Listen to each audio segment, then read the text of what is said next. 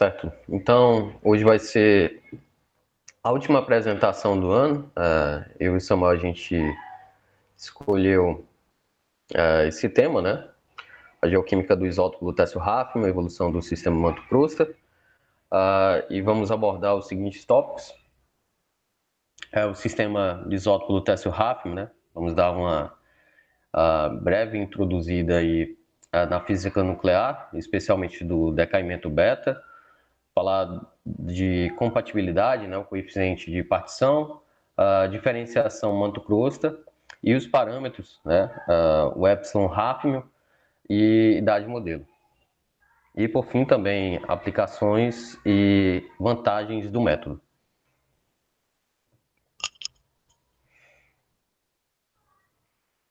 Bem, então o sistema isotópico, né, lutécio-hafnium, o radionuclídeo instável é o lutécio, né, 176, e ele vai decair, né, para o hafnium radiogênico 176, por decaimento beta. Existem dois tipos de decaimento beta, o decaimento beta menos, né, nesse caso específico, e o decaimento beta mais, né, pela captura de elétrons. E aí o lutécio, né, 176, ele decai por hafnium e tem um tempo de meia-vida de 37,12 giga-anos, né? Então, eu tenho esse radionuclídeo instável, né, que é o lutécio, e para ele tender, né, a estabilidade, ele emite aí uma partícula beta menos, que nada mais é do que um elétron, não é a emissão de um elétron. E aí, esse lutécio, né, transformado em hafnium 176. E aí a lambda, né, a constante de decaimento obtida aí por Scherrer e colaboradores 2001 e Sunderland e colaboradores 2004, com 1,867, né, mais ou menos 0,007 vezes 10 elevado a menos 11 por ano. Então, as características químicas, né, do lutécio e do hafnium, o lutécio ele é trivalente, né, por ser uma carga 3+, ele é um elemento terra rara pesado, com número atômico 71. E ele vai ser o elemento pai, né, que vai decair para o elemento filho, que vai ser o hafnium 176. E ele tem dois isótopos naturais, o lutécio 175, né, que é o estável, né, com abundância natural aí de 97,41%, e o lutécio, o radionuclídeo, né, instável, que é o 176 e possui uma abundância de 2,59%. Já o hafnium é tetravalente, né, possui carga 4+, ele é um metal de transição, né, aí do grupo dos HFSE, que são elementos de alta intensidade de campo, né, alto potencial iônico, e ele é o elemento filho, né, fruto do decaimento do lutécio 176. Por decaimento beta menos. Então, ele tem os isótopos aí, exceto o 176, né, o hafnium, que é radiogênico, fruto do decaimento do lutécio, o hafnium 176 até o hafnium 180, né, eles são estáveis, tá? Pode passar, Samuel. Então, agora falando um pouco da física nuclear do decaimento beta, né? Então, eu vou ter o lutécio 176, né, que vai ser o radionuclídeo estável, e ele vai tender, né, a buscar aí a estabilidade. E para isso ele vai emitir uma partícula beta, né? Como eu disse, a emissão de um elétron. Como um elétron, né? Eu estou falando de núcleo atômico, e é composto por nêutrons e de prótons. Isso porque eu tenho partículas elementares chamadas de quarks, né? No caso dos nêutrons e dos prótons, eu tenho dois tipos, né? Os quarks do tipo up e os quarks do tipo down, né? Que são aí constituintes dos nêutrons e dos prótons, né? Então, um nêutron é caracterizado por ter um quark do tipo up e dois quarks do tipo down, né? Se eu fizer a somatória, né, esses quarks eles têm cargas elétricas. Os quarks do tipo up têm uma carga positiva, né, mais 2 sobre 3, e os quarks do tipo down têm carga negativa, né? Menos 1 sobre 3. Então, se eu fizer a somatória das cargas parciais, no caso, em uma partícula contendo um quark do tipo up e dois quarks do tipo down, eu vou ter aí nessa somatória dando, no caso, mais 2 sobre 3, menos 1 sobre 3, menos 1 sobre 3, que vai dar 0 sobre 3, que é zero, né? E aí caracterizando um nêutron, que é uma partícula que não tem carga elétrica.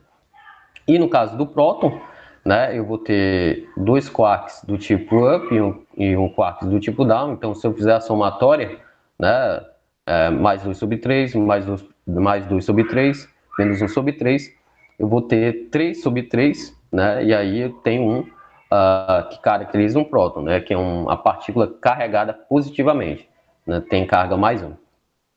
Então, o que vai acontecer no decaimento do tipo beta menos é que eu vou perder, né, um quarks do tipo down, né, e ele vai se transformar em um quarks do tipo up. Né? Então, eu tenho essa transformação entre os quarks. Então, eu tenho essa perda da carga elétrica negativa, né, e aí eu vou ter a emissão de um elétron. Né, e eu vou ter a transformação de um nêutron para um próton. E também eu vou emitir aí um antineutrino. Então, como o lutécio 176, né, eu tenho a massa atômica sendo 176 e o número atômico 71, né, que é o número de prótons. Então, como eu tenho a transformação de um nêutron para um próton, eu vou aumentar, né? Então, eu vou ter de 71, eu vou aumentar um próton, eu vou ter um número atômico de 72. É só buscar na tabela periódica, e aí esse elemento a gente sabe, conhece, que é o rápido, 72, tá? E aí, isso consiste aí no decaimento do tipo beta menos, né, para o radionuclídeo instável, que é o lutécio. E eu tenho também a emissão de uma partícula beta do tipo mais, né? Então tem o lutécio, né? Ele vai decair, ele vai buscar estabilidade, ele emite uma partícula beta do tipo mais, né? E aí vai ser basicamente uma via de mão dupla, né?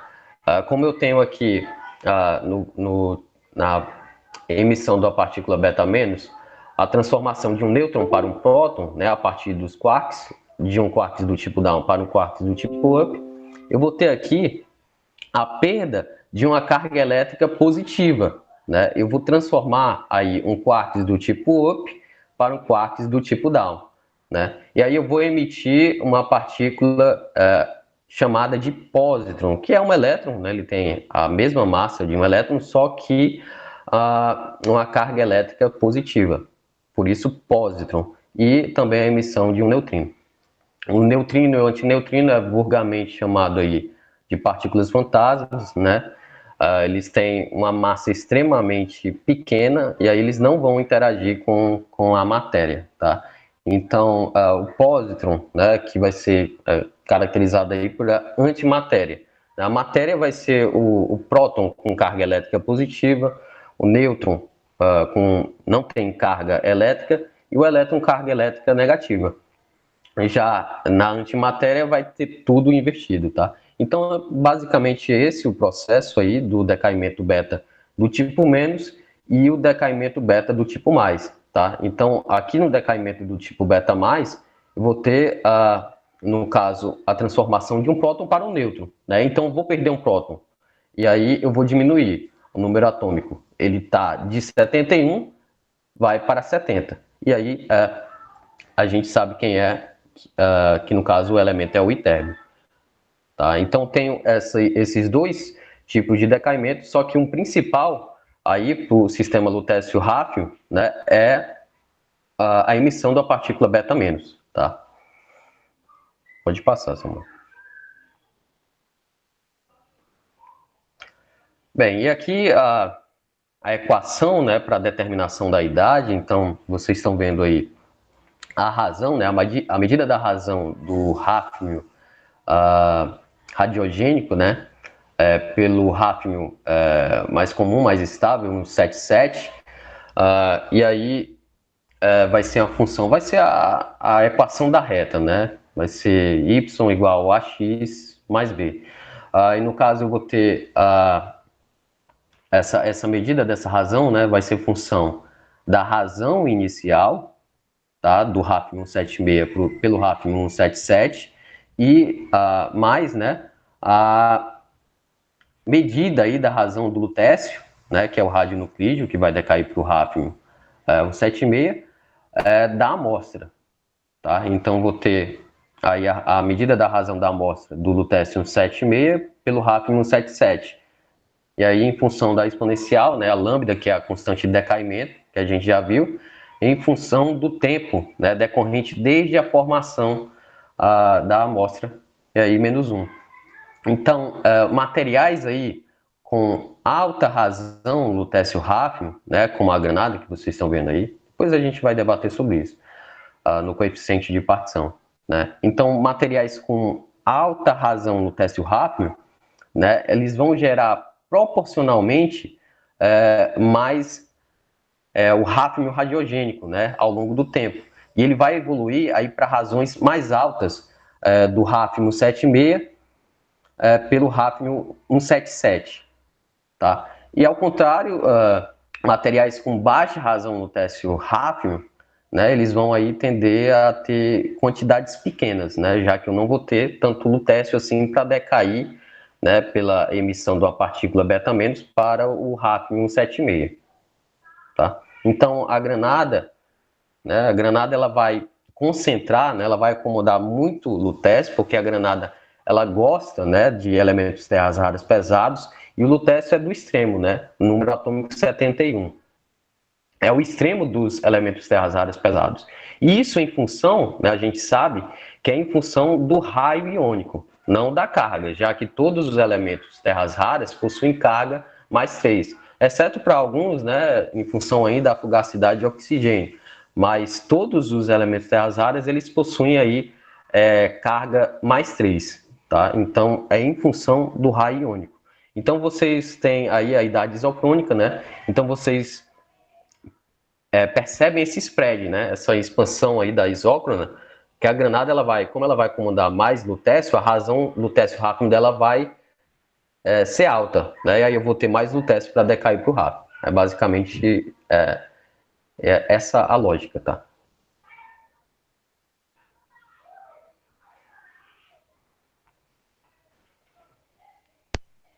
Então, consegue me ouvir?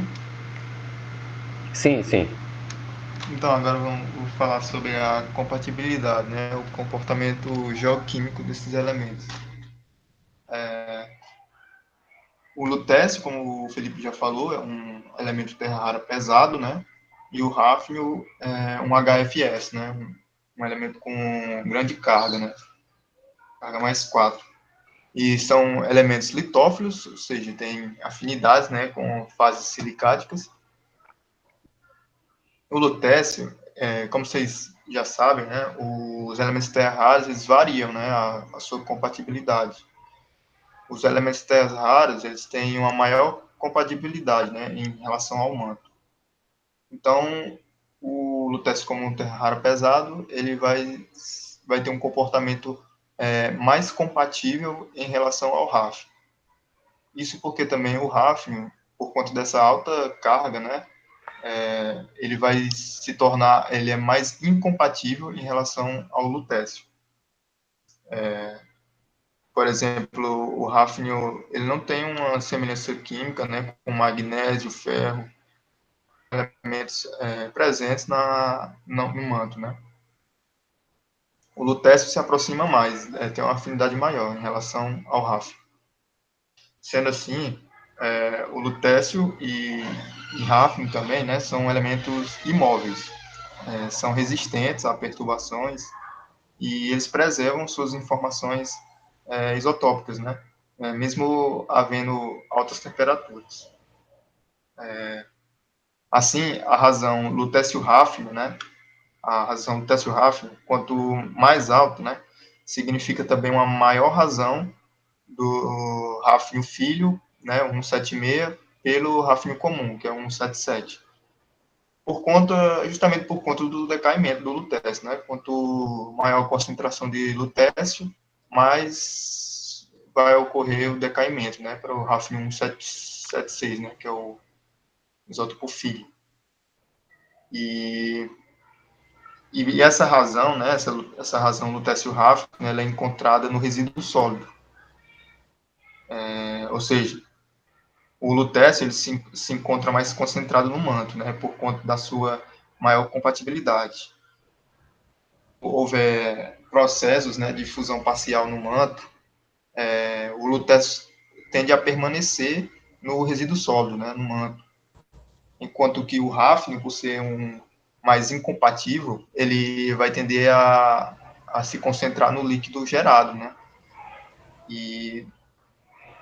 Então, no líquido, né, no melt, vai ter uma razão lutécio-hafnio baixa, enquanto que no resíduo sólido vai ter uma razão lutécio-hafnio alta. O hafnio, ele vai apresentar uma semelhança química com o zircônio e o titânio, né? E, portanto, ele vai entrar em estruturas de minerais com esses elementos presentes, né? O zircão, que possui zircônio, né? E a titanita, né? Que tem o titânio.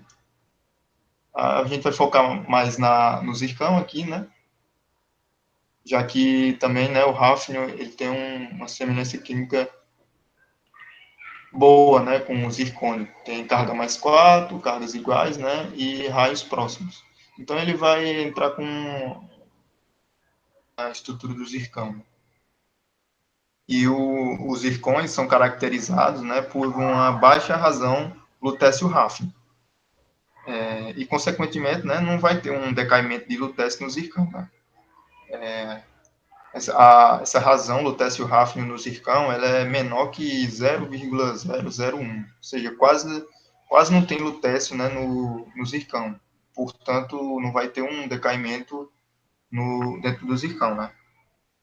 E o principal disso é que os zircões, então, né, eles preservam as razões iniciais isotópicas, né? Do hafnio filho 176 pelo hafnio 177, né? Do magma retirado do manto, né? E que posteriormente cristalizou. Agora eu vou passar a palavra para o Felipe. Bem, então, os processos aí de diferenciação, né, do manto e da crusta, o Samuel falou, o lutécio e o hafnio, eles são elementos litófilos, né, então eles são fracionados exatamente no manto e na crusta, tá? Aí, no caso do reservatório uniforme condrítico, né, desde a Terra primitiva, e acredita-se que a fusão, né, dos meteoritos, ocorreu aí a diferenciação do manto e da crusta. Então, eles são, o hafnio e o lutécio são elementos aí litófilos, né? Então, o Samuel falou, né, no caso, o hafnio, né, principalmente pelo raio iônico, né, ele vai ser um pouco mais compatível do que o lutécio, né? Os dois, o lutécio e o hafnio, eles são elementos incompatíveis, né? Só que o hafnio ele vai ser um pouco mais incompatível em função da sua carga iônica, tá? Então, por isso, quando temos aí processos de fracionamento, né, de fusão parcial, a fusão parcial é em lotes, né? Então, eu vou ter a geração de magma, no caso o melt, né, que é o líquido, e aí eu vou ter a parte do resíduo sólido, né? Então, quando houver a fusão parcial, esse hafnio, que é um pouco mais compatível do que o lutécio, ele vai tender a se concentrar no líquido, né, no melt. Então, assim, enriquecendo o melt em hafnio e empobrecendo em lutécio. O lutécio, né, como ele é menos incompatível, ele tende a ficar no resíduo sólido. E assim, enriquecendo o resíduo sólido em lutécio e empobrecendo em hafnio. Então, a crosta, né, esses processos de diferenciação, no caso, a crosta, a partir de processos sucessivos, né, de fusão parcial, ela vai se tornando mais enriquecida em hafnio, né, e empobrecida em lutécio. Isso é, levando um manto enriquecido em lutécio e empobrecido em ráfnio.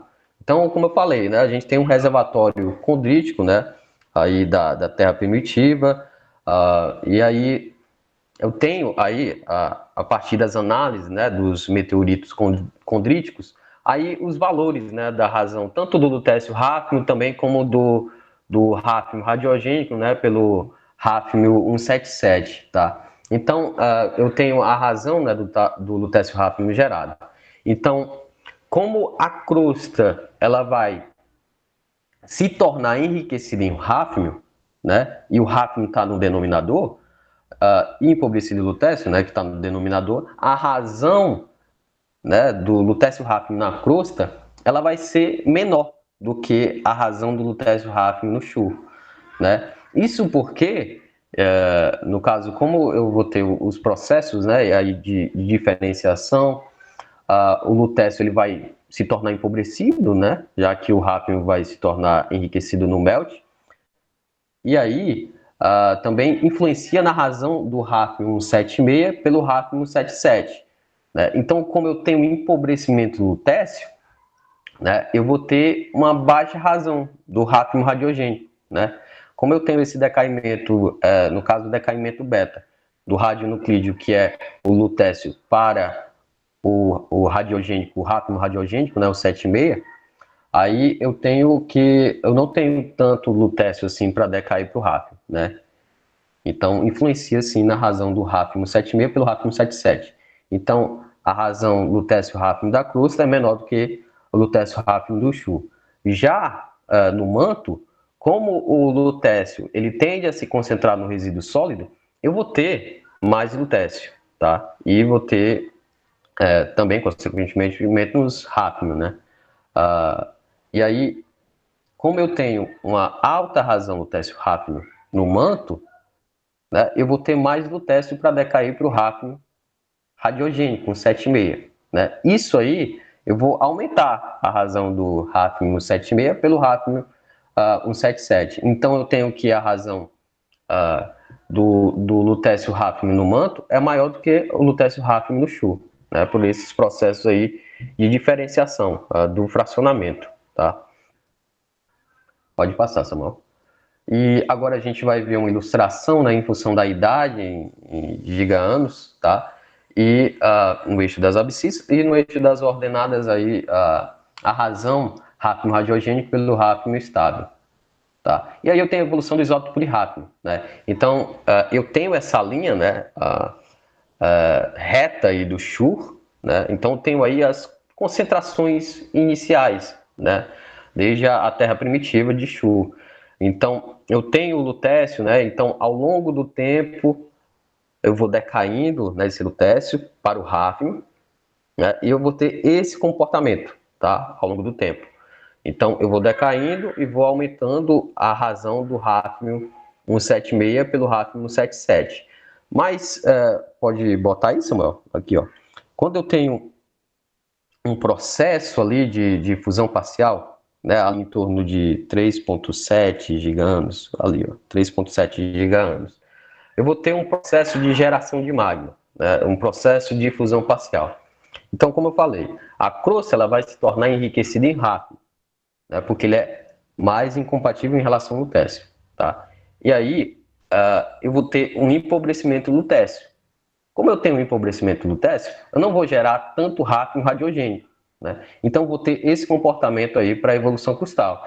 Já na parte do resíduo sólido, né, no manto depletado, eu vou ter um enriquecimento em lutécio. Como eu vou ter um enriquecimento em lutécio, eu vou ter mais lutécio para decair para o ráfnio radiogênico, um 7,6.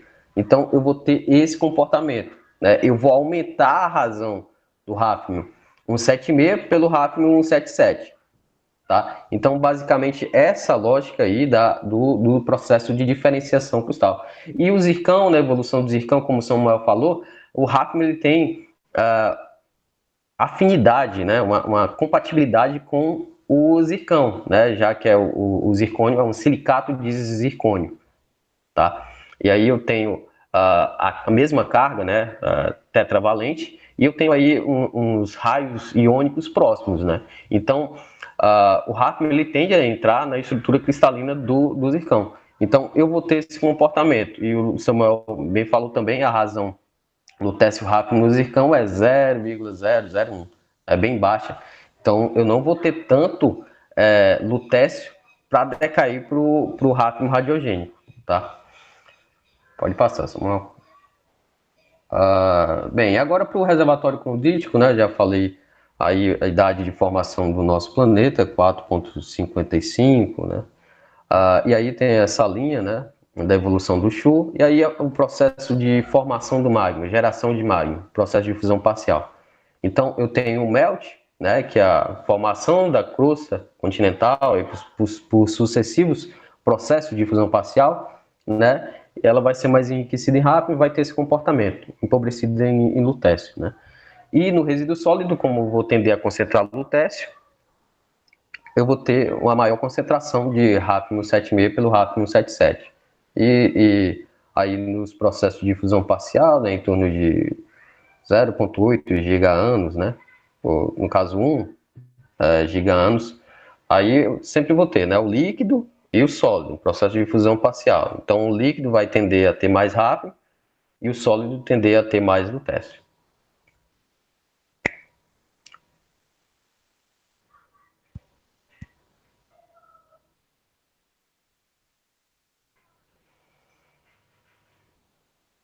Então, agora eu vou falar sobre o Epson Hafnium, né?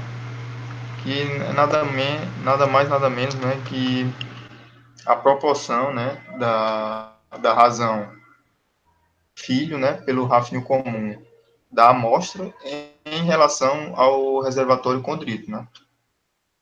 E como o Hafnium filho, né? O isótopo filho, gerado por decaimento do lutécio, né? Como já foi dito pelo Felipe, ele tende a se concentrar no fundido magmático, né? E então as razões Hafnium 176 por Hafnium 177, ela permite identificar, né, se o Hafnium derivou de uma rocha mantélica ou crustal, né? Para epsilon Hafnium positivo, né, acima de zero, para valores positivos, significa que essa rocha foi derivada do manto, né? Juvenil.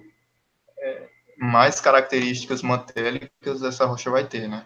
Enquanto, isso também, né, por causa que quanto maior a concentração,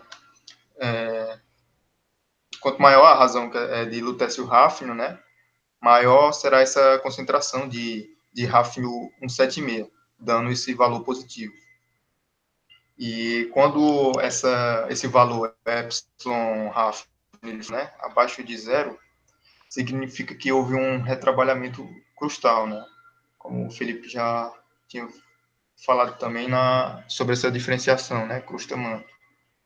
E então o epsilon Hafnium, né? Ele vai definir, né? Ele vai utilizar, né? O Hafnium como um marcador na diferenciação, né? Crusta-manto. Portanto, no melt vamos ter uma razão lutécio hafnium menor, e do sólido vamos ter uma alta razão lutécio hafnium, né? Agora sobre idade modelo, TDM e Techur, né? A idade modelo é a evolução da Terra por diferenciação, né? Então, a partir dessa razão, Hafnium 176 por Hafnium 177, né? A gente consegue calcular, né, a idade modelo, a idade em que esse material foi extraído do manto, né? Ou melhor, quando o material foi extraído do TDM, né, do manto depletado, ou do Techur. E as análises elas são feitas em zircões, né, porque o lutécio ele não entra na estrutura do zircão, né? Já o hafnio, né, ele entra mais facilmente, como vocês viram no slide de compatibilidade. E assim o hafnio ele é preservado, né, no momento da cristalização, preservando a composição inicial do hafnio no momento da cristalização, né, que é o momento em que o magma ele foi retirado. E aqui, nesse gráfico, nós temos duas amostras de rochas hipotéticas, né? No reservatório Mantelli. Essas duas amostras, elas têm a mesma idade do momento em que o protótipo dessa rocha, né, foi retirada do manto. Uma idade de 2,7 giganos aproximadamente. Notar, né, que o epsilon Hafnium da primeira amostra aqui é menos 10, né? E a da segunda amostra é menos 38 aproximadamente. Isso por conta dessa razão, né, lutécio Hafnium. A primeira amostra, né, com epsilon menos 10 e lutécio Hafnium, enquanto que a segunda tem uma menor razão, né? E isso diferencia também, né, na idade Techur, né? Uma idade TDM, porém cada um tem uma idade Techur. E é importante lembrar, né, que idade modelo não é a idade de cristalização. Né? Para saber a idade de cristalização, métodos urânio-chumbo, né? Para saber em que momento esse material cristalizou. Aqui não, aqui idade modelo é para saber o momento em que o protótipo da tua rocha, da tua amostra, né, foi retirado do manto. Esse sistema ele é bom porque ele consegue ver através de diversos eventos que aconteceram na crosta, né, nessa evolução crustal.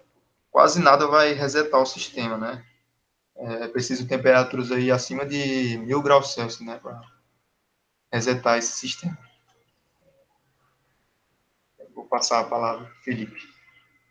Bem, então, as aplicações, né, na geocronologia, na datação aí de rochas, lutécio hafnium, por exemplo, aí é utilizada no zircão, né, o Samuel falou da compatibilidade do hafnium com o zircão, e aí ele preserva, né, as composições isotópicas iniciais do elemento filho, né, o hafnium 76, pelo hafnium 77, né, então o pessoal utiliza muito aí o zircão, né, e até combinado aí com análises urânio-chumbo, né, e também com de elementos traços. Então, a apatita e a granada, né, elas são fases aí com alta razão lutécio hafnium, né, a granada, como eu falei, em função aí do raio iônico, né, a granada ela gosta dos elementos terras raras pesados, em especial do lutécio, né? E como o hafnium ele é um metal de transição, a granada, né, ela não vai gostar muito, no caso do hafnium, e aí aumenta, né, essa razão lutécio hafnium tanto na apatita como na granada. Então é muito bom, né, para datação de rochas, para idade isocrônica, onde tem um spread maior, né? Quanto maior a razão lutécio hafnium aí do material, né, no caso aí específico da fase sólida dos minerais, maior vai ser esse spread, né? Como a gente viu, quanto maior a razão lutécio hafnium, maior maior, né, vai ser a geração, vai ser proporcional à geração do hafnium 176, né, ao longo do tempo, e aí vai evoluir para razões hafnium 76, hafnium 77 mais elevadas, tá? E também, como o Samuel falou, né, do parâmetro aí, o epsilon hafnium, né, e também a idade modelo, né, vai ser aí utilizada como na petrogênese, né, de rochas, é um indicador petrogenético, aí traçador, né, de processos geológicos, tá? Pode passar, Samuel. Bem, as vantagens, né? Então, a gente utiliza a mesma lógica, né, desse sistema, lutécio hafnium, também para o sistema samário-neodímio, né? Só que aí vai ter diferenças. É a mesma lógica, tá? Vai ter o epsilon neodímio, o TDM, né? Vai ser para o neodímio também, a evolução do isótopo neodímio naqueles gráficos. Vai ser a mesma lógica, tá? Então, o lutécio, né, em comparação com o sistema samarineodímio, ele vai ter um tempo de meia-vida, né, que vai ser o tempo necessário para o elemento cair pela metade, né, relativamente mais curto em comparação aí com o samário-neodímio. O lutécio, né, vocês viram, ele tem um tempo de meia-vida de 37,12 giganos, né? E o sistema samário-neodímio, né, vai ter cerca de 106 giganos, tá? Então, vai ter diferenças também em função do decaimento, né? O samário-neodímio é decaimento alfa, aqui a gente falou de decaimento beta.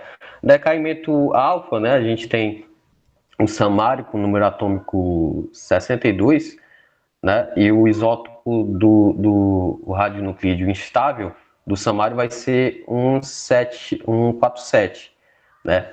E aí ele vai emitir uma partícula alfa, que é nada mais, nada menos do que dois prótons e dois nêutrons, né? Que vai ser um átomo, um núcleo de hélio, tá? E aí, como eu tenho essa emissão, eu tenho a perda, né, de dois prótons e dois nêutrons, vou ter a massa, né, atômica aí diminuída em 4, tá? Porque eu vou ter dois prótons, dois nêutrons, vai ser perdido. E no número atômico, né, dois prótons. Então eu tenho o samário, o número atômico 62, ele vai para 60. A gente sabe que é o neodímio, né? E a massa de 147 vai para 143, tá? Então vai ter essa diferença entre o samário neodímio e o lutécio rápido. Então, o lutécio, né, que é o radionuclídeo estável, que vai decair pelo decaimento beta, né, menos, ele vai ser 3 vezes mais rápido, né, do que o samário 147, tá? E aí isso vai resultar na geração de maiores quantidades do elemento filho, né, que vai ser o hafnio 76 comparado com o neodímio 143, tá? Então tem essa vantagem, tá? E há geralmente mais fracionamento nas razões do lutécio hafnio comparado com o samário e o neodímio. O samário e o neodímio, eles são elementos terras raras, eles estão bem coladinhos ali na tabela periódica. O samário vai ter um número atômico 62 e o neodímio 60, né? Então, ele vai ter essa similaridade, né? Já como o lutécio e o hafnio, eles têm características distintas, né? Um é metal de transição, que é o hafnio, e outro é um elemento terra rara pesado, tá? Então, isso vai resultar num maior fracionamento. Só que aí as variações não são tão grandes, né? São variações aí pequenas. E também o lutécio ele é muito fortemente concentrado na granada, como eu falei, né? Em função do raio iônico. Então esse sistema é muito útil para datação de rochas aí portando granada, tá? Bem, a granada começa a crescer, né? A razão do teste rápido vai lá para cima. Então núcleos aí de granadas interpretado aí com alta razão no teste rápido, tá? Ao longo do seu crescimento. E aí também temperatura de fechamento, Samuel já falou, né? Em cerca de 1000 graus centígrados, comparado aí com o urânio chumbo também, né? No zircão. E também do sistema samarineodímio, tá? O lutécio rápido vai ter uma maior temperatura de fechamento. Então, para resetar esse sistema aí é complicado o negócio, viu?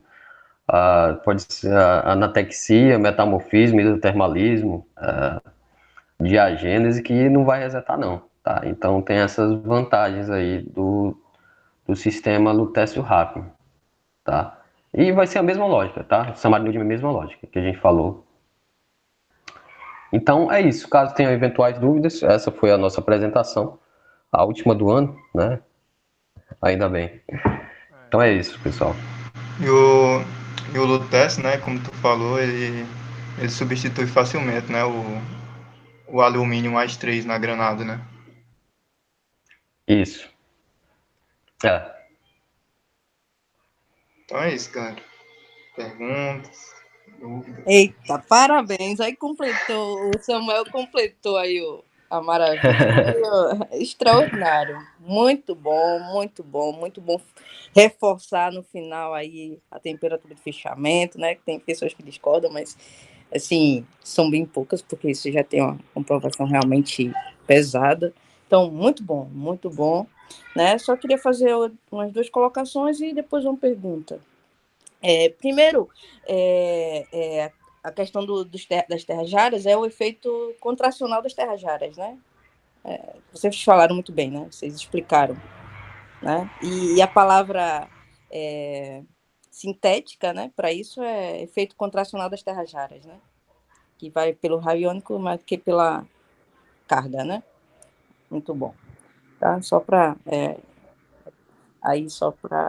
ter a palavra, né, que sintetiza aí tudo isso que vocês explicaram com relação ao efeito contracional das terras raras.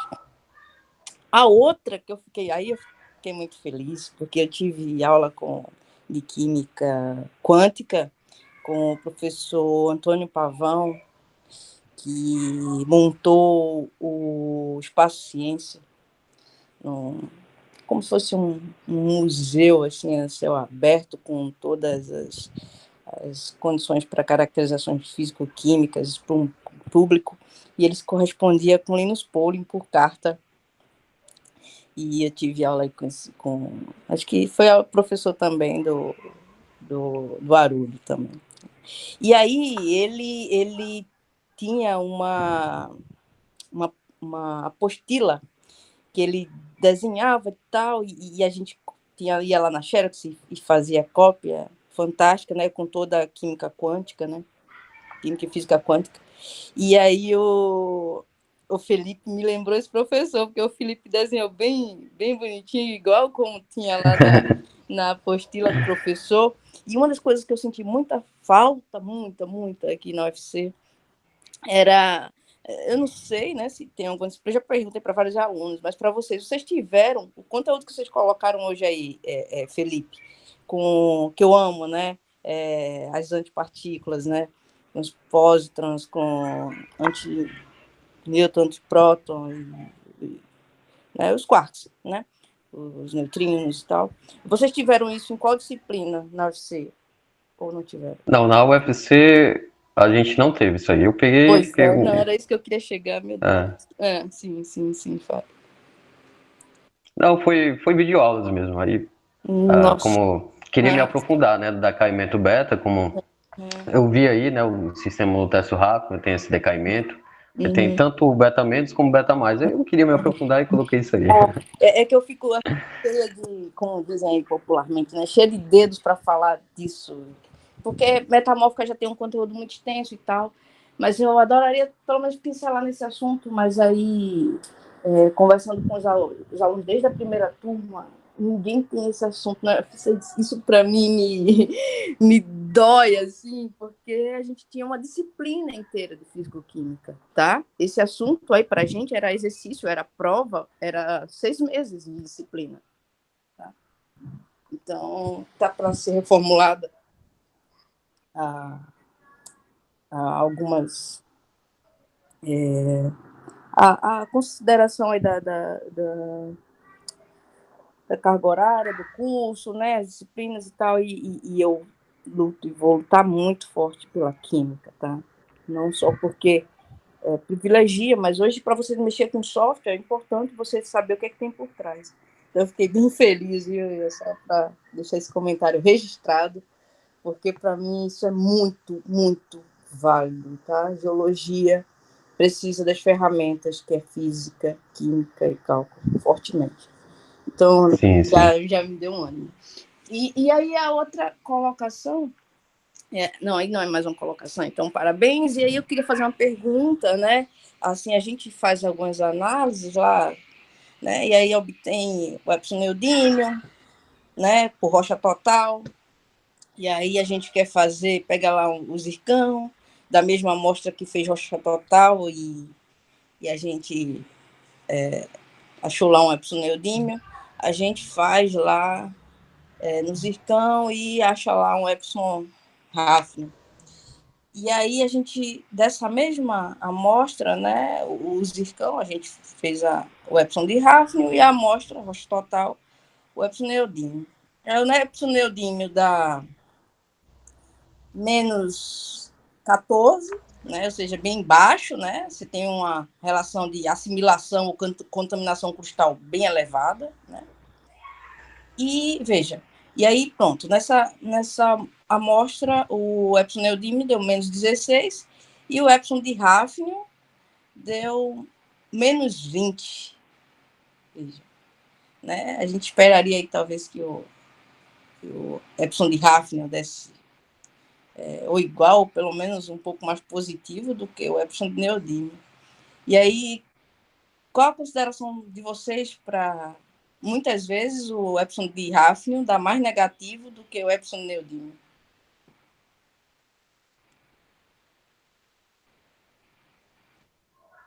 Eu acredito que seja por conta um pouco das características químicas, né, dos elementos, como eu falei.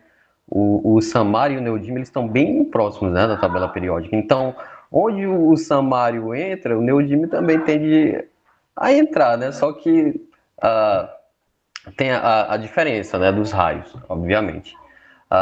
E o lutécio hafnium, né, tem características distintas. Um elemento terra rara pesado, o hafnium já é um metal de transição, né? Então, tem um maior fracionamento, né? Então, eu acredito que seja por conta disso. Mas também rocha total, né? Até a senhora disse também, mascara muitos processos, né? Exato. E aí depende muito do material, né? Dos Pois minerais que estão constituindo a rocha, né? Porque tem uns que tem alto lutécio, no caso, alto samário neodímio, né? E outros que tem a razão baixa. Aí vai influenciar, né? Como a gente viu a premissa. Premissa básica aí, no caso do isótopo pai, né? O isótopo pai permanecer no resíduo sólido, algo do tipo. Então acredito que é exatamente por isso aí. Pois é, muito bom. Respondeu à altura. É um sistema que eu gosto bastante. Inclusive, nesses zircões e granadas que vocês estão separando, a gente vai fazer. Tá? É um sistema, eu acho, como a gente vê, né, grandemente na literatura, muito forte, tá? Para considerações petrogenéticas.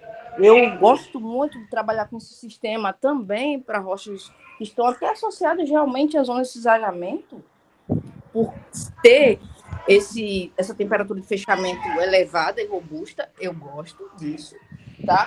E a gente consegue ter esse parâmetro de assimilação e contaminação crustal, tá? Que dentro da escola aqui, assim, claro, algumas coisas eu acho que precisam ainda ser mais bem avaliadas, porque numa mesma região, né, se está analisando, você tem elementos que podem indicar um determinado modelo e elementos para outro. Eu consigo entender mais desse jeito, tá?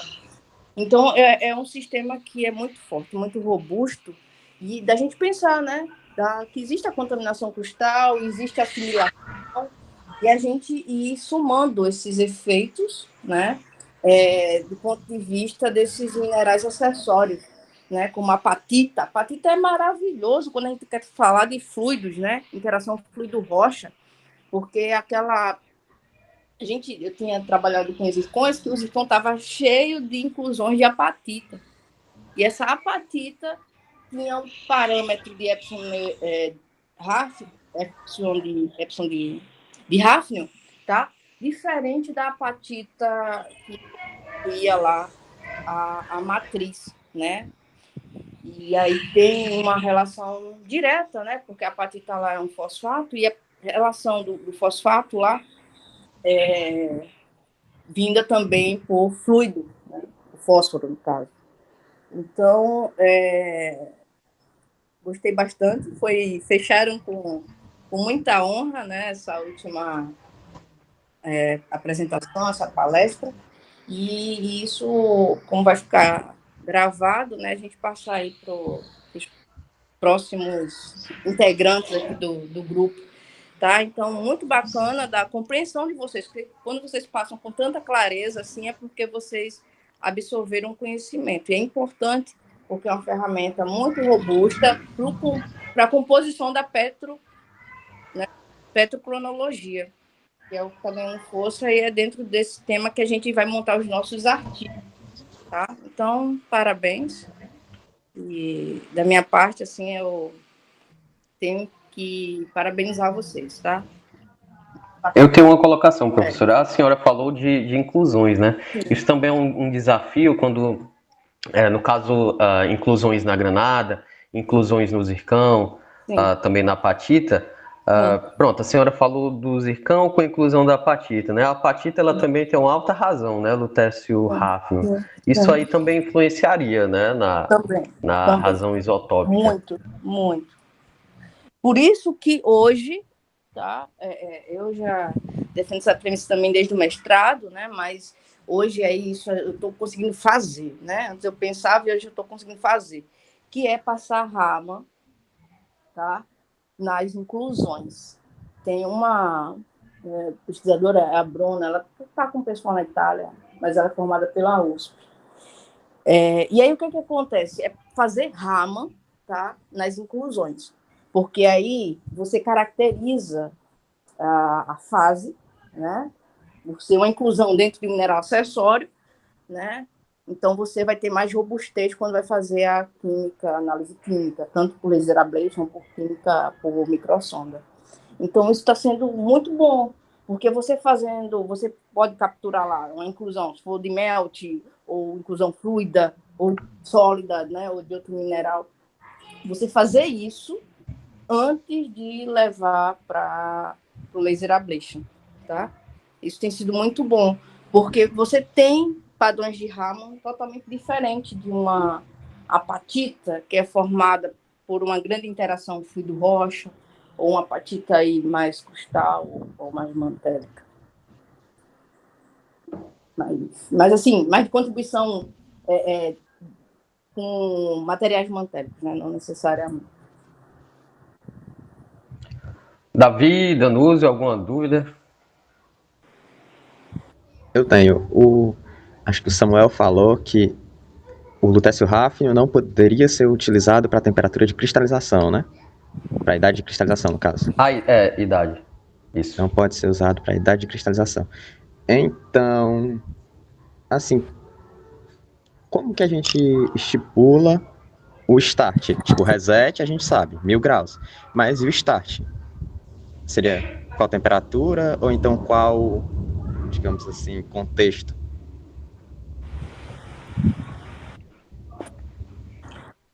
No caso... porque no momento em que há uma fusão parcial, né? Com a geração do zircão ali, né? Ele vai guardar ali a composição inicial ali do hafnio, né? Aí eu acho que é isso. Então, após a recristalização, mas não pode, começa a contar. Não pode ser caracterizado como a idade de cristalização, mas sim da extração. A extração do material, entendeu? Aí você vai ter a interseção, né? A interseção, perdão, da linha, né? Porque você vai ter aí as concentrações, né? Tanto do lutécio como a concentração inicial, né? Aí você faz a linha, né? E aí tem a interseção tanto com o Shu, o T-Shu, né? Também como o TDM, que é do manto depletado. Aí a partir disso você vai ver a idade de extração do teu material, entendeu? Sei lá, 3 bilhões de anos, 2 bilhões de anos, 1 bilhão de anos, entendeu? Vai ser isso, idade de extração, não idade de cristalização. Idade de cristalização, urânio chumbo, né? Se utilizar. Sim, mas não, é porque eu não sei, esse negócio de idade de extração tá ficando muito, sabe, fica meio solto na minha cabeça. Eu não tem um negócio determinado, então não tem nada assim, tipo, a idade de extração é isso, tanto. Ou a Não, idade de tem extração passou de tanto a profundidade, passou de temperatura. Começou a contar o reloginho. Idade de extração passou. a partir do tempo mesmo. Você tem aí, né, como eu disse, uma idade hipotética de extração. Você vai chegar nessa idade, tá? A idade TDM, né? No caso, que é a mais usada, né? Muito mais do que a Techu.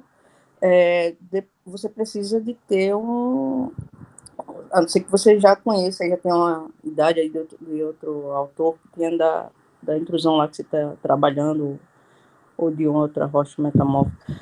O que é que acontece? Você vai ter uma idade de cristalização, tá? Geralmente por urânio-chumbo, né? Datação urânio-chumbo. E aí aquele Tzinho, você viu lá na fórmula, né? Aparece um Tzinho lá.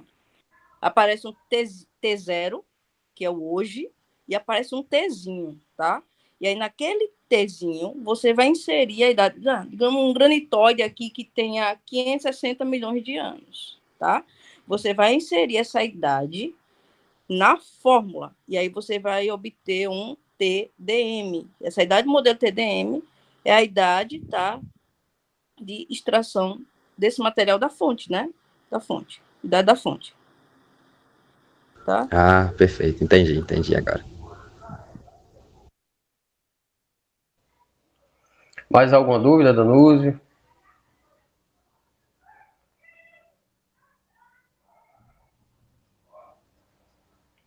Show. As blusas vão estar prontas antes do dia 10. Então, a gente vai ter o laboratório, né, com a professora Mislene. Sim. Aí a gente entrega lá. Se tudo der certo, né, Danúzio? Vai dar. Pois é, como a professora falou das inclusões de apatita, lá tinha uns zircões muito bonitos, cheios de inclusões de apatita. Sim, acicular, né? Eu vi. Isso é contraste térmico, tá? Já essa textura acicular Sim. é contraste térmico. Isso é bem bacana. Eu não posso dizer tudo, né? Algumas coisas vão contando aí a história no meio do caminho. Mas é muito bacana, viu? E é raro, né? A gente, daquelas rochas ali que todo mundo está querendo discutir, a gente ter cristais tão bons. Então vai dar um bom trabalho, se Deus quiser. Sim. Aí dia 10 a gente vai lá no MEB novamente. A gente só teve 3 horas, não foi, Davi, no Samuel?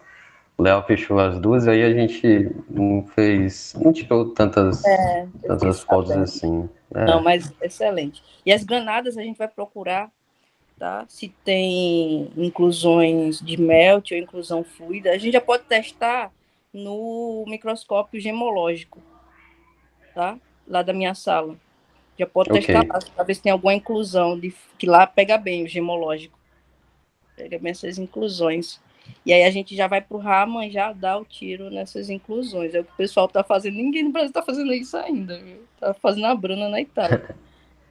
Então a gente tem a sorte de estar aqui com a física, assim, tem sido realmente um propulsor aqui nas pesquisas. Maravilha. Sim, mais tarde eu posto lá os resultados de 2021, eu já falei pro pessoal. Foram 3 meses, eu acho.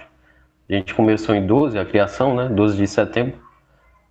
E eu posto lá os resultados de 2021. Tá? Eu espero que em 2022 tenha mais reuniões, mais discussão de artigos e os artigos vão sair, eu espero. Então é isso. Pode encerrar, viu, Danusa, a gravação? E aí, tu tem um acesso, né, do